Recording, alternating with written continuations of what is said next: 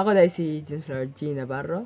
Pwede ako nyo tawagon as Lord in short, pero di ko Lord nga nasa langit ha. Ako dahil si Lord nga nasa yuta, nga gipanganak nga gwapo, pero ni dako nga batignaw. O ako di ang kinamanghuran sa akong pamilya. O ako rasay naglahi nila, masayop ako, endangered species da.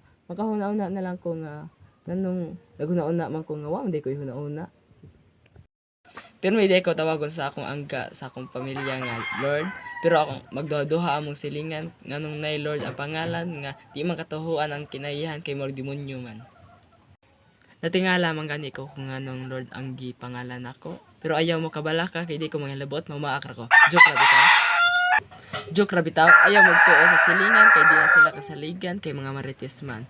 Ang tinuod jud, butan man ko nga pagkatao. Pwede ra ko nyo duolan kung amoy problema, pero kung ang problema nyo way kwarta, ayaw lang mo duol kay pareha ta way kwarta. Salamat dahil sa pagtanaw sa video.